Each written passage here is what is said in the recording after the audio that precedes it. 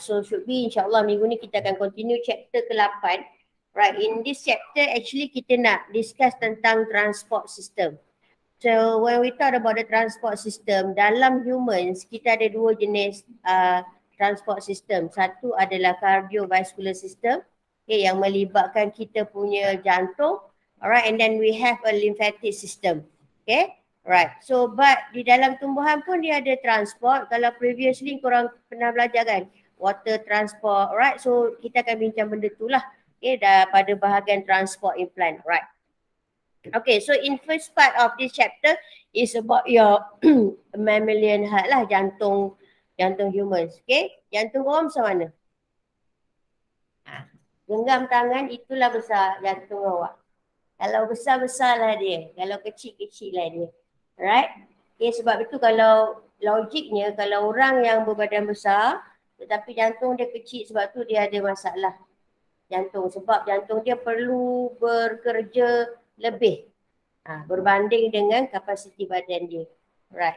Okay. So kita punya jantung ni dia berada dekat belakang kita punya sternum, tulang dada kita ni. Right. Dia dilindung kat situ. Kenapa dia duduk kat situ? Kenapa kita ada sternum tu? Memang kita nak protect lung, kita nak protect jantung kita. Right. So kalau anything accident sebelum impact pada kita punya jantung, rib kita perlu patah dulu. So kuat hard lah. Susah jugalah nak patah kita punya ribs tu untuk merosakkan kita punya jantung. And kalau you all ingat, okay, the only muscle that make up your heart is a cardiac muscle. Okay, jantung kita dibina daripada cardiac muscle. And one of special your punya jantung ni dia bersifat myogenic tau. Okay, myogenic ni they can beat by their own. Okay, dia boleh berdetik dengan dia semula jadilah tanpa ada rangsangan daripada lain. Right. Okay, itu sedikit lah tentang jantung kita. Okay, first part kita kena tahu struktur jantung kita. Okay, awak dah tahu basically bentuk dia macam tu. Okay, sebenarnya kalau kita belah kita punya jantung, apa yang awak akan jumpa kat dalam tu? Dia punya wall tu memanglah cardiac muscle, tapi bila kita belah kita punya jantung tu, apa yang korang nampak kat dalam tu? Ada apa-apa ke? Tak ada, dia kosong tau dalam tu. Dia ada space. Sebab tu blood, darah boleh masuk dalam jantung. Nanti kita dissect, last eksperimen nanti awak dissect jantung tikus nanti awak belah. Awak nampak dalam tu dia ada space. Dia ada rongga. So kita punya jantung pun sama yang. Okay, kalau kita gambarkan jantung kita, sebenarnya dia ada 4 important chamber. Chamber tu ruang tau. Okay, 2 chamber dekat bahagian atas, left and right. And then 2 chamber dekat bahagian bawah, left and right. Okay, di mana kalau awak tengok chamber tu yang, okay, bahagian atas dia lebih kecil lah berbanding dengan bahagian bawah. So the upper part of your jantung, kita panggil dia atrium. Okay, so kita ada left atrium, kita ada right atrium. Begitu juga, okay, lower part of your jantung, okay, chamber yang dekat bahagian bawah tu, kita ada left ventricle, okay, kita panggil dia ventricle. Atas atrium, bawah ventricle. Okay, kita juga ada right ventricle. Okay, and okay, all these 4 chamber, okay, they are connected tau. Dia berhubung, especially, okay, chamber A dengan chamber B ni they are connected. Okay. Chamber C dengan chamber D ni they are connected. Right. Okay. Dan another things yang korang kena tahu, setiap chamber tu dihubungkan dengan blood vessel. Korang kena hafal. Okay, nama setiap blood vessel, contoh kat sini blood vessel dekat sini. Yes, blood vessel dekat sini. Blood vessel yang menghubungkan ventricle pun ada. So ada 4 blood vessel, nanti yang saya akan tunjuk yang korang memang kena hafal nama dia. Okay, you have to remember this chamber sambung dekat dekat blood vessel mana. Chamber yang ni bersambung dengan blood vessel mana. Alright. Okay, then okay, 2 lagi perkara yang korang kena tahu adalah valve. Valve ni adalah opening region yang menghubungkan di antara atrium dengan ventricle. Maksudnya dekat sini ni adalah valve. Ataupun nanti awak kena hafal 2 nama valve. Okay, dan kat sini pun akan ada valve lah. Okay, antara ventricle dengan blood vessel yang menghubungkan dia pun akan ada valve. Alright, okay. So ini gambaran yang tak cantik dia. Right, but no worry, tak pernah lagi soalan structure minta korang lukis gambar jantung. But, okay, apa yang dia boleh tanya, dia boleh bagi gambar jantung, dia boleh tanya. Tu apa, sampel lah, tu bahagian apa. Tapi tak banyak lah, mungkin satu markah, something like that saja. Right, okay. So, kalau korang tengok dekat gambar kita tu yang, okay,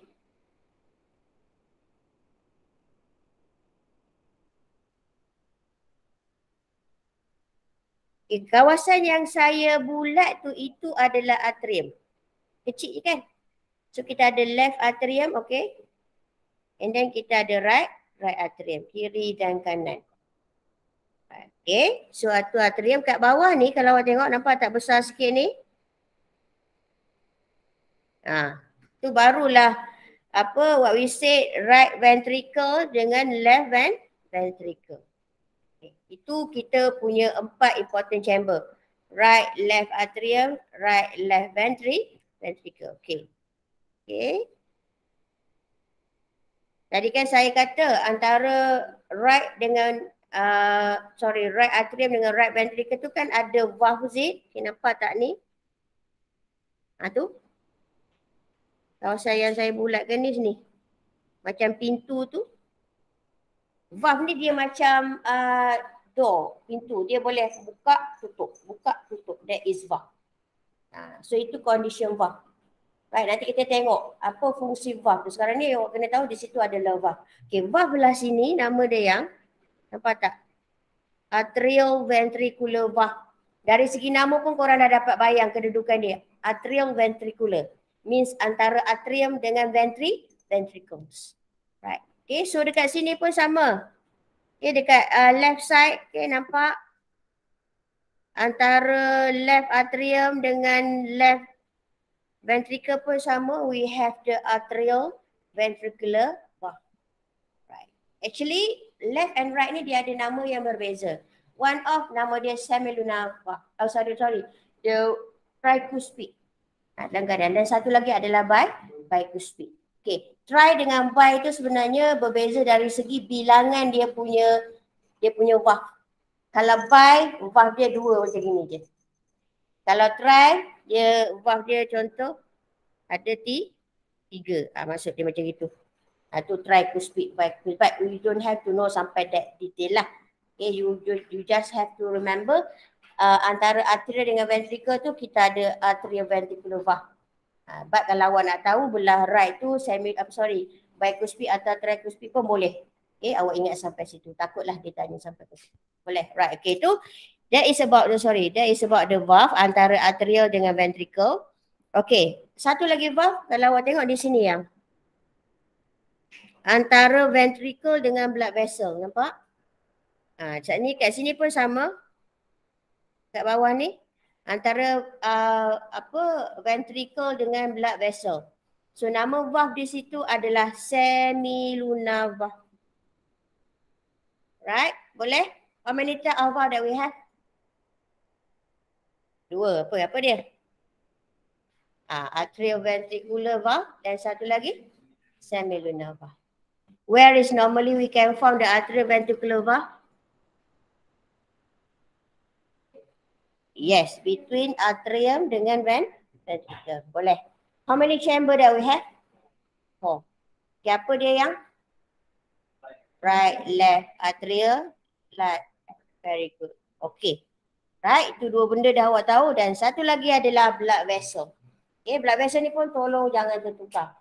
Right, so you have to remember that all blood in our body, they are connected. Contoh daripada tisu, daripada organ-organ yang lain, daripada brain, semua berhubung dengan jantung. Sebelum darah-darah tu kita pump all around of your body, dia mesti pergi jantung. Sebelum darah-darah tu sampai ke paru-paru, dia mesti pergi jantung. Sebab tu kalau awak tengok jantung saya ni, warna dia ada 2 bahagian, betul?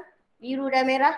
In medical, dia bukan saja-saja letak warna merah, dia bukan saja-saja letak warna biru, but the sign that kalau blood vessel ataupun that part berwarna biru, that show us itu adalah deoxygenated blood. Maknanya darah yang kurang oksigen. Blood vessel pun sama. Kalau dalam blood vessel tu awak nampak blood vessel tu warna biru, itu maksudnya dia adalah vena, vein. Vein adalah salur darah yang membawa darah deoxygenated.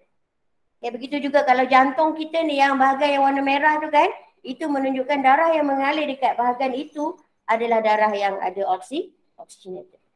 Boleh? Right. Okay. So kita tengok the blood vessel yang menghubungkan left right atrium dengan ventricle kita. Kalau kita tengok di sini yang okay, ini adalah kita punya right atrium kan. So blood vessel yang menghubungkan dia nampak yang atas ni. Nama dia adalah vena cava. Yes, kita ada anterior, kita ada posterior, tapi you just remember vena cava. Vena cava cantum dengan right atrium. Boleh? Okey, vena cava tu dia warna apa? Warna biru. Maknanya darah yang mengalir means the blood that flow melalui vena cava tu adalah darah deoxygenated. Right? And then biasanya darah yang deoxygenated ni dia daripada whole body. Maknanya daripada semua tisu dekat badan kita ni, dia akan pergi ke jantung melalui vena cava. Right. Kita tengok left atrium pula. Nampak tak kat sini? Itu adalah blood vessel yang menghubungkan kita punya left atrium. Nama dia apa? Okey. Tadi saya kata semua vein membawa darah tanpa oksigen, betul? Sekarang kenapa tiba-tiba pulmonary vein saya berwarna merah? Okay. Ini salah satu vein yang special. Daripada semua vein yang ada dalam badan kita, hanya pulmonary vein sahaja yang membawa darah beroksigen. Kenapa nama dia pulmonary vein rasa-rasanya? Pulmonary tu, korang biasa dengar kan pulmonary. Rasa-rasa pulmonary itu merujuk kepada apa? Pandai, lung. Kita punya lung, paru-paru kita merujuk, pulmonary is refer to the lung. Macam jantung. Orang tak panggil pakai jantung yang. Kita panggil dia pakai, pakai cardiologist. Jantung tu refer. Macam buah pinggang, kita tak panggil pakai buah pinggang. Kita panggil dia pakai nephro. Pakai neuro. Neurology, nephrology. Nampak? Yes. Okay. So pulmonary itu paru-paru. Maksudnya darah yang masuk ke left atrium ni melalui pulmonary vein ni daripada mana? Good. Daripada lung. Sebab itu darah tu warna merah. Betul? Sebab dari lung we know that we transport the oxygenated blood. Boleh? Right. Itu dah dua. Vena cava, pulmonary vein. Okay. So kita tengok blood vessel yang menghubungkan kita punya ventricle pula. Kita tengok right ventricle. Okay, right ventricle. Sini. Okay, dia berhubung dengan pulmonary artery. Maknanya darah yang keluar daripada right ventricle dan bergerak merentasi pulmonary artery tu dia pergi mana? Dia pergi lung lah maksudnya. Maknanya darah-darah yang kurang oksigen yang kita bawa daripada seluruh badan kita tu kita akan hantar ke lung. Yang kita pernah bincang transportation of carbon dioxide, right? So it mean apa yang saya terangkan tu, all the blood dia bukan terus pergi lung sebenarnya. Tapi dia pergi dulu ke jantung. So daripada your heart, barulah heart kita akan pump, push all the deoxygenated blood tu ke paru-paru. Nampak? That is right. Then satu lagi blood vessel yang menghubungkan left ventricle kita, this is the important part. Okay, the aorta. Okay, right. Soalan yang daripada SPM tak silap saya suka sangat dia tanya kenapa dinding ventricle is thicker than the atrium right. Okay, why? Yes, especially the left ventricle kan memang nampak jelas lah dia punya wall lebih tebal daripada wall the right ventricle because kita nak pump the blood all over of the body. Instead of kalau right ventricle dia hanya nak pump blood kita ke bahagian paru-paru sahaja. Okay? Right. Itu structure jantung yang penting lah. 4 chamber, 2 jenis valve, 4 jenis blood vessel. Jangan tertukar. Okay, this is important because bila kita nak menerangkan tentang cardiac cycle dan juga initiation of heartbeat, kita akan cerita flow tu, darah tu gerak dari mana nampak. Contohlah awak nak cerita darah tu flow daripada lung. Awak tersilap sebut blood vessel dia. Dan awak dah salah blood vessel dan salah pula awak kata ke right pula. Nampak? Itulah dia punya, sebab tu ke nafas dia punya flow. Pergerakan darah. Right? Ini adalah structure of your heart. Okay, so sekarang kita tengoklah dia punya blood flow. Okay, pergerakan darah kita. Right? For example, kita tengok deoxygenated blood. Okay, yang bahagian sinilah. Yang bahagian biru ni. Daripada whole body masuk ke jantung kita melalui vena cava. Simple. Dari vena cava dia load masuk ke dalam atrium kita, the right atrium kita. Bila right atrium kita full, dia push masuk ke dalam ventricle kita, right ventricle kita. Dan bila dah sampai ke dalam right ventricle kita pun contract, dia akan push the blood to the pulmonary artery dan finally ke lung. Boleh? Itu blood flow yang melibatkan the right side. Okay, but when we go to the left side, okay, bahagian yang merah ni yang, okay, all the blood daripada lung perlu masuk ke dalam left ventricle melalui pulmonary vein. So daripada atrium, of course dia perlu pergi ke ventricle, and then daripada left ventricle kita akan push the blood keluar melalui aorta, dan daripada aorta the blood akan kita transfuse to all part of our body. Nampak? Itu blood flow yang melibatkan bahagian what we call the left side of your heart, jantung. Boleh? Right. Okay, itu simple je. Okay, so baru kita nak masuk kepada satu bahagian yang memang kerap sangat ditanya dalam exam, the initiation of heartbeat. Right. Initiation of heartbeat ni nanti kita nak tengok apa sebenarnya, means apa yang saya nak terangkan nanti. Saya nak terangkan macam mana jantung kita ni boleh beating, berdegup. Siapa pernah kena renjatan elektrik? Yolok-yolok nak masuk tupin punya soket, kena siapa nak rasa? Tak pernah rasa? Akan test lah. Alright. Okay, so the thing is like that. Kita badan kita ni muscle tau. Okay, jantung kita pun muscle tau. Bila kita kena electrical impulse, okay, kita akan contract.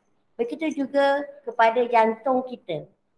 Okay, so apa yang awak akan tengok bila saya terangkan tentang initiation of heartbeat ni, saya akan terangkan pergerakan tau. Initiation ni is pergerakan, electrical impulse. Okay, electrical impulse ni maksudnya impulse dalam bentuk charge elektrik. Charge elektrik yang ada volt tau, 70. Okay, dia punya voltan adalah 70, memang rasa lah. Okay, di mana pergerakan electrical impulse, mean transmission tu, pergerakan dia tu akan menyebabkan atrium kita contract. Itu dia punya sifat. Bila ada electrical impulse, jantung kita akan contract. Cuma pergerakan impuls tu dia bergerak sikit-sikit. Bukannya kita punya jantung ni contract macam itu, tak.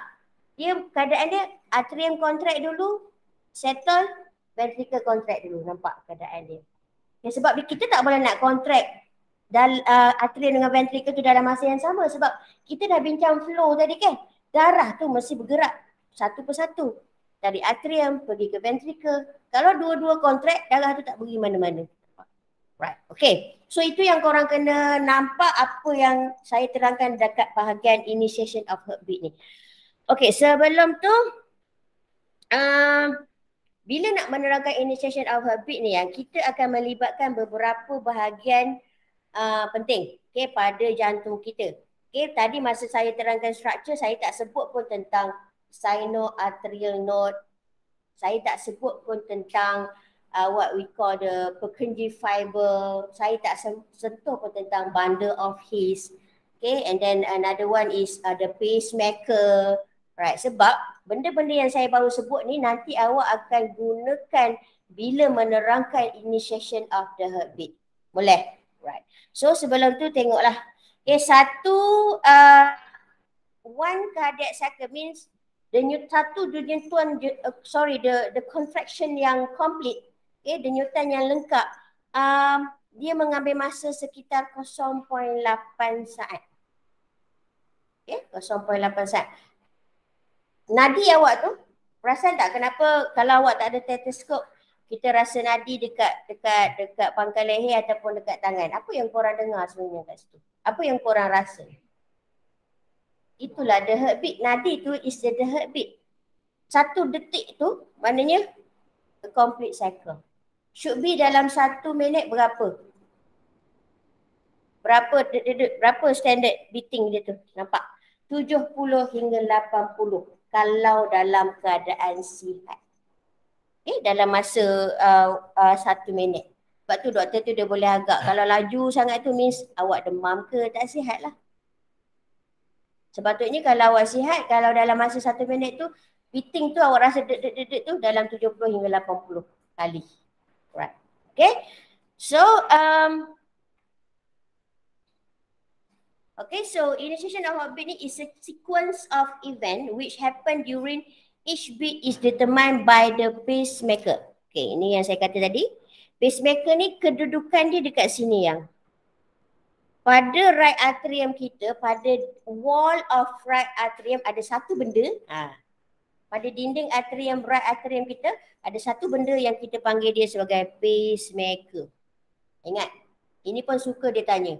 Pacemaker ni duduk kat mana? Hanya terdapat pada right atrium wall sahaja. Tak ada dekat left. Tetapi this pacemaker akan berfungsi untuk semua bahagian kita punya jantung. Pacemaker ni dia seperti orang kata initiator tau. Dia pencetus. Untuk membolehkan electrical impulse tu is transmit. Maksudnya electrical impulse yang saya sebut tu bermula daripada pacemaker. Pernah dengar tak orang pakai jantung bateri?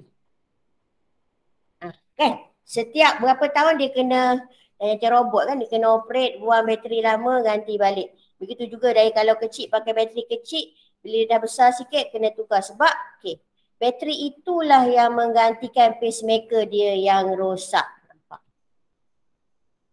Maknanya kalau dia bateri tu habis bateri orang tu, dia tak dapat nak initiate the heartbeat. Kalau initiation of heartbeat ni tak berlaku, jantung dia tak berdegup. Bila jantung tak berdegup, of course lah all the blood tu kita tak boleh nak terima, kita tak boleh nak transport to the whole part of our body. Itu pentingnya pacemaker dan bateri orang yang sakit jantung tu, nampak? Right, so bateri tu menggantikan pacemaker tu lah, maknanya orang tu bermasalah dekat bahagian right atrium dia. Okay, right. So bila, this is the part of your jantung yang awak kena ingat bila korang nak menerangkan tentang initiation of heartbeat. Okay, satu yang saya kata tadi adalah pacemaker. Ataupun kita panggil dia sinoatrial node, SA node. Ingatlah SA node tu sama dengan pacemaker. Biasanya we say that SA node tu as a pacemaker. Macam gitu. Let's say lah kalau saya label kat sini. Okay, awak jangan jawab pacemaker. Jawab dia apa? SA node. Tapi dia adalah pacemaker. Faham? Okay, so electrical impulse yang dicetuskan oleh SA node tu yang dia akan bergerak tau. Electrical impulse kan, charge elektrik, dia akan bergerak daripada SA node to the wall kita punya atrium. Left and right. Okay. So kita baru tengok flow je, no worry, nanti saya akan terangkan apa yang berlaku. Daripada atrium node, dia akan pergi ke bahagian ketiga. Antara left and right yang kita punya jantung dia are not connected. Dia ada satu structure yang kita panggil dia sebagai septum. Ni septum ni. Pernah dengar orang jantung berlubang? Bila jantung berlubang, bukan dia berlubang kat tepi sini tau. Kalau berlubang kat tepi tu saya tak tahulah macam mana nak survive. Okay. Bila kita kata jantung berlubang, condition dia ada dua. sama ada valve dia tu tak strong. The thing is like this, yang valve ni should be dalam satu condition dia kena tightly close. Maksud dia. Satu condition dia boleh buka sebab tu valve kita tu dia can flip it, means boleh buka tutup. Itu satu condition orang kata jantung berlubang. Okay, valve tu tak kuat. Dan satu lagi, masalah yang lagi bahaya bila septum tu bahagian tengah ni yang berlubang. Ni.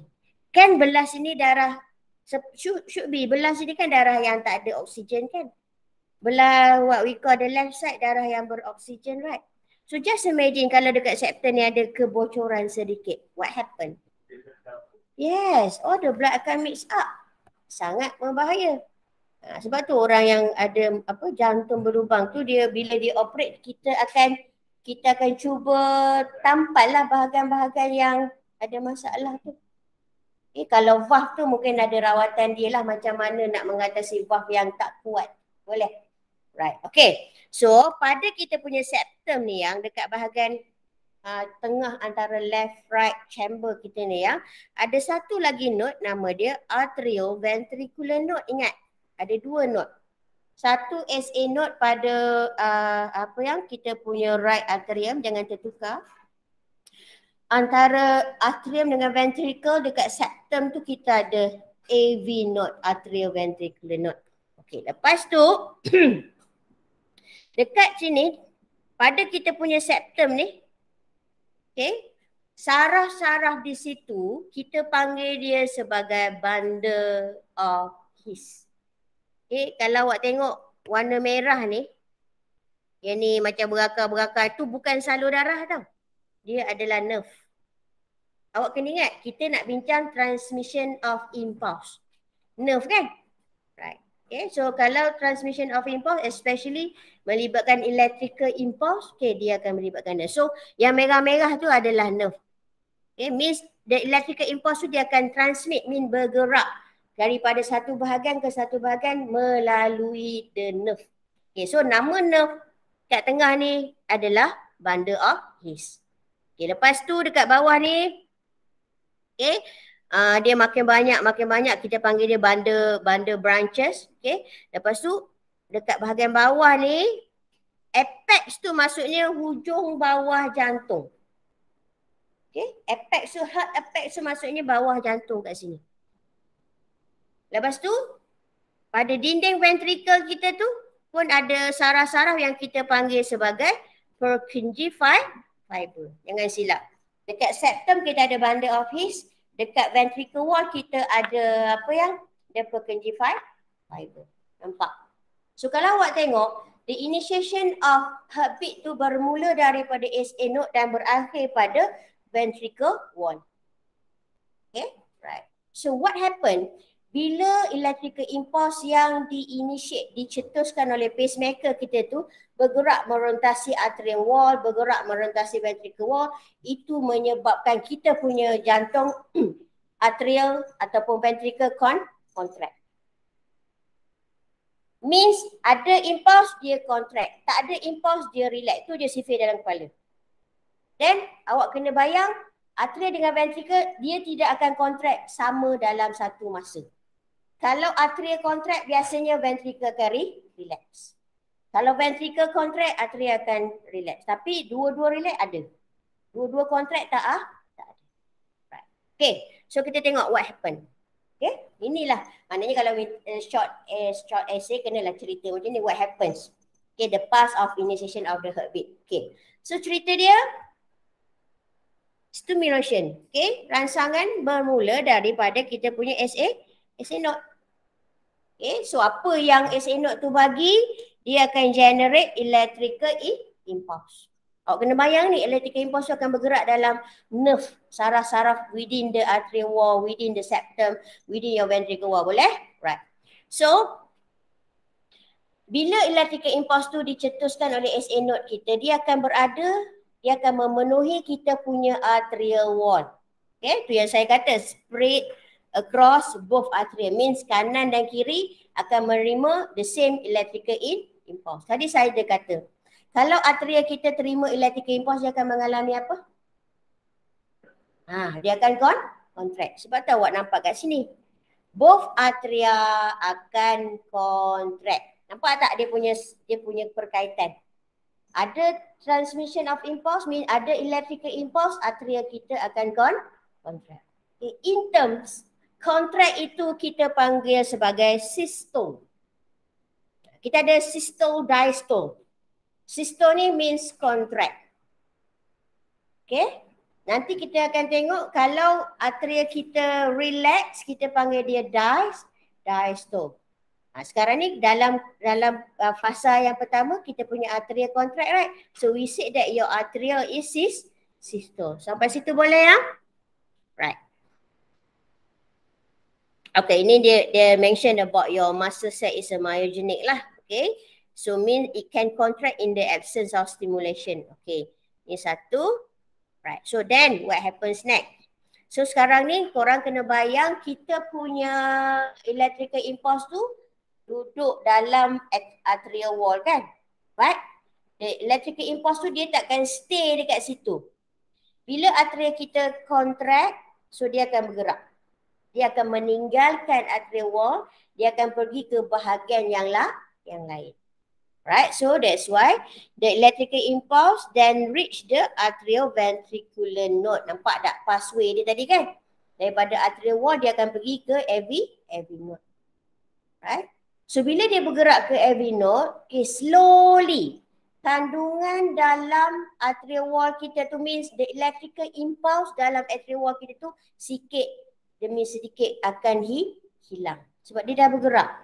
Cuma transmission tu akan delay sekitar 0.1 saat sebelum ke semua electrical impulse tu dipindahkan oleh atrioventricular node to another part of your jantung.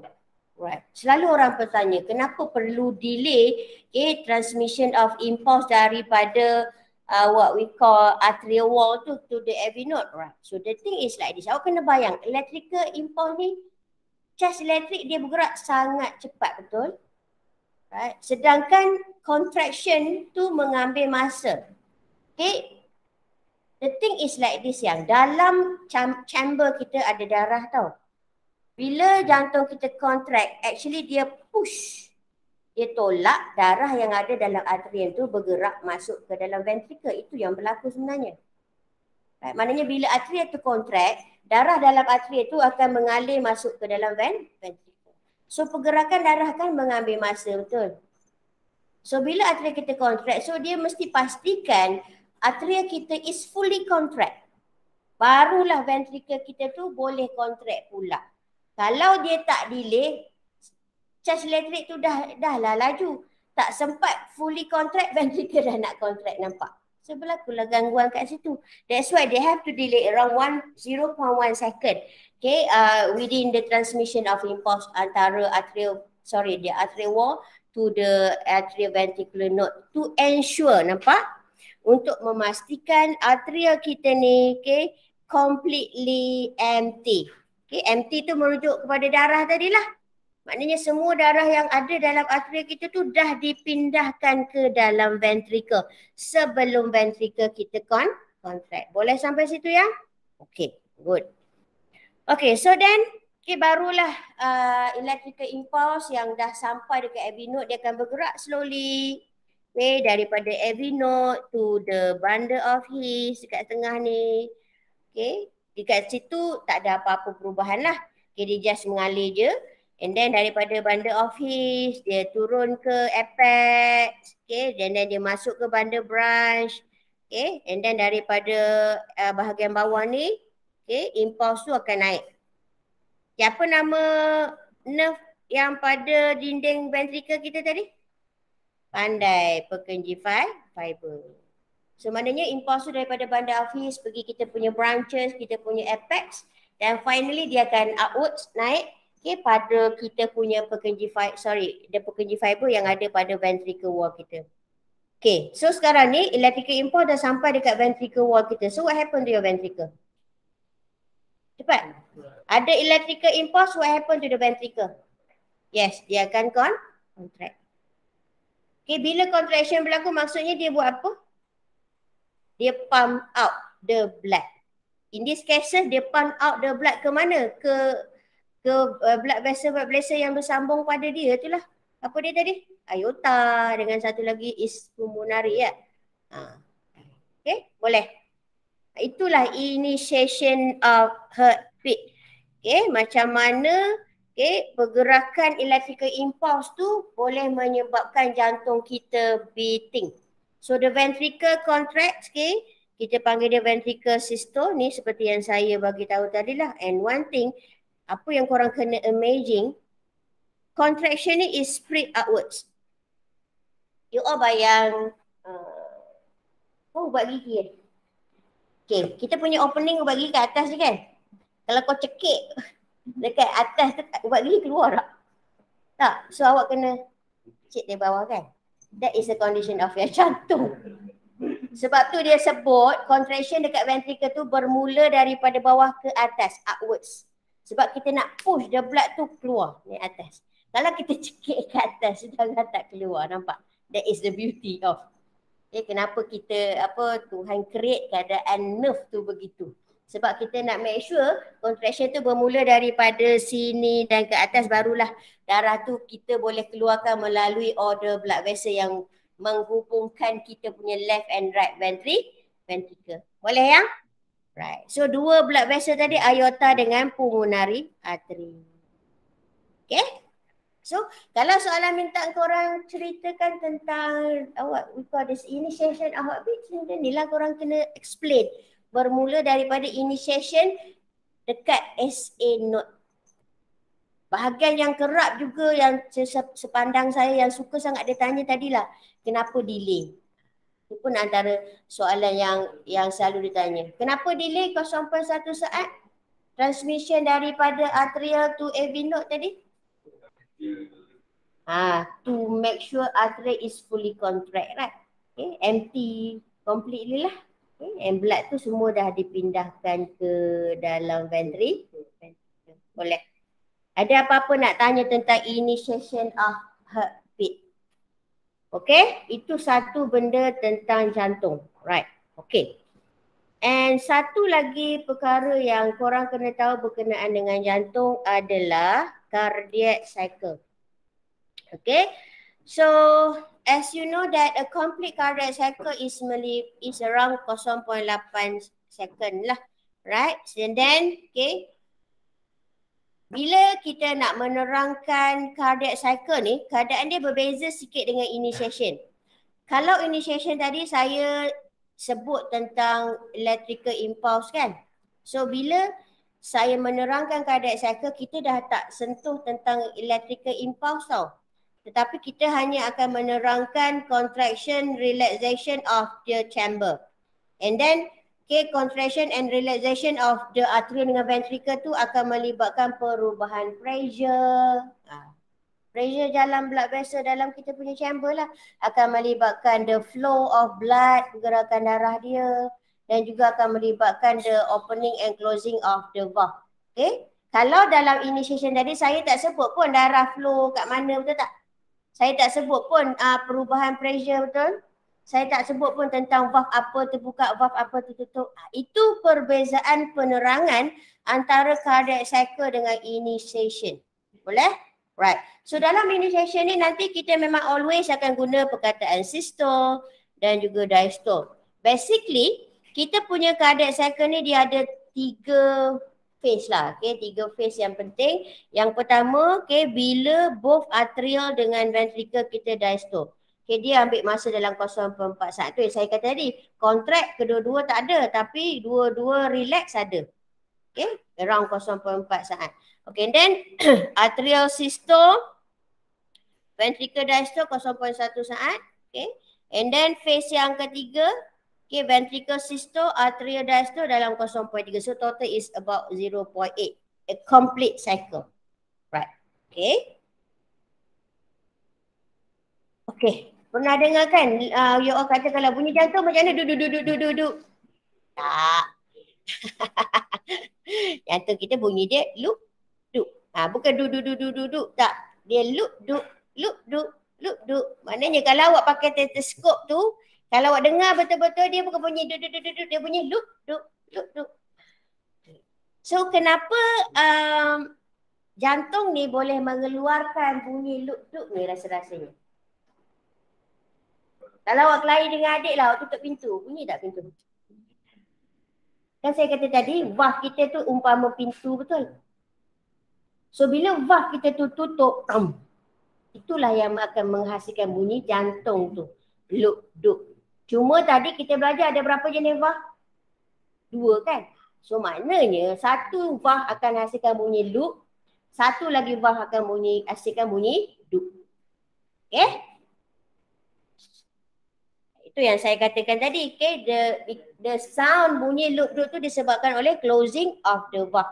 Kita ada apa tadi yang atrioventricular valve dengan semilunar valve. Okay.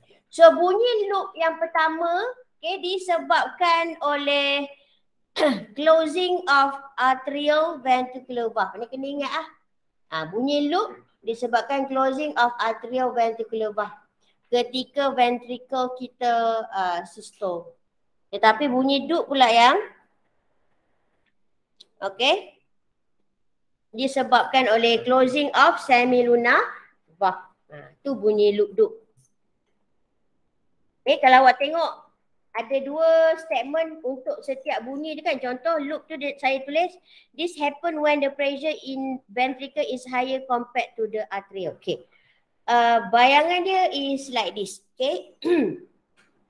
Bila ventricle kita tu penuh dengan darah, dan pressure dalam tu pun tinggi kan. So pressure tu yang dia akan menyebabkan valve kita tu close. Bayangan awak punya atrioventricular tu atrioventricular valve kita tu dia begini. Atas ni atrial, bawah ni ventricle. So opening of the atrioventricular valve tu dia bukan buka macam ini tau. Dia buka ke bawah. Nampak tak keadaan dia? Sebabnya untuk semilunar valve keadaan dia tak macam ni. Ini adalah untuk atrioventricular valve. So bila darah kat bawah ni banyak, betul tak? Darah tu push, betul? Nampak tak dia naik? So bila darah tu push, bila ventricle kita contract, actually darah tu should be dia keluar ke blood vessel dan dalam masa yang sama dia akan tolak. Valve tu tutup. Itu yang menyebabkan kita punya atrioventricular valve tu close yang memberi bunyi loop. And then kenapa valve kita perlu tutup? Kalau awak tengok statement yang bawah ni untuk prevent backflow of blood kan. Sebab kita nak pastikan darah tu keluar ke blood vessel, bukan nak masuk semula ke dalam atrial. So that's why we have to close. Boleh?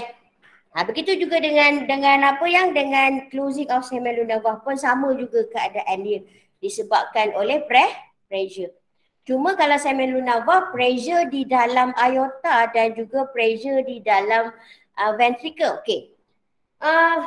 Bentuk macam mana saya nak bayangkan? Bentuk semilunar valve ni dia macam mangkuk tau. Kalau tadi valve atrioventricular valve dia macam gini kan, dia bentuk 3 segi lah macam gitu. Tapi kalau semilunar valve dia bentuk macam mangkuk. Nampak tak bentuk mangkuk macam gini? So darah dari bawah, betul? Darah dari ventricle keluar atas. Nampak tak beza? Kalau dekat AV node, dekat AV valve, darah dari atas ke bawah kan? Sebab tu bukaan dia ke bawah macam ni. Tapi kita punya semilunar valve dia bengkok macam mangkuk macam ni. So bila darah dah keluar, contohlah daripada left ventricle ke aorta, darah tu berat, betul? Ada tarikan gravity, betul? Dia akan jatuh juga kan? Tapi jatuh dalam semilunar valve, dia nampak kan macam mangkuk. So bila dia jatuh disebabkan tarikan gravity tu, dia akan menutup semilunar valve. Boleh bayang? This is how dekat semilunar valve. Maknanya bila darah dah banyak dalam aorta, pressure tinggi, darah tu pun akan menutup kita punya semilunar valve. That give you the duk sound. Apa dia punya purpose? Sama jugalah untuk mengelakkan backflow. Darah dah sampai dekat aorta tu, masuk kembali ke dalam kita punya ventricle. Boleh? Right. Saya tak nak sambung cardiac cycle sebab dah 8.50. So besok next class kita akan tengok apa yang berlaku di dalam cardiac cycle. Boleh ya? So hari ni, pagi ni kita dah tengok structure, tolong tengok balik structure jantung kita. Kita dah tengok dia punya blood flow, okay, dekat left and right side. Okay, dan kita dah bincang satu bahagian penting kita punya jantung adalah initiation of heartbeat. Right, bermula dengan apa initiation tadi? Okay, they like as a pacemaker lah. Right? Okay, so next, okay, kita akan bincangkan cardiac cycle. Actually, cardiac cycle ni adalah event yang berlaku seiring dengan initiation tu. Maknanya ketika initiation of heartbeat tu berlaku, at the same time, okay, the cardiac cycle tu berlaku. Cuma kita terangkan separately. Okay, right. So, I think that's all untuk pagi ni. Okay, jumpa next class nanti. So, thank you. Okay, Assalamualaikum.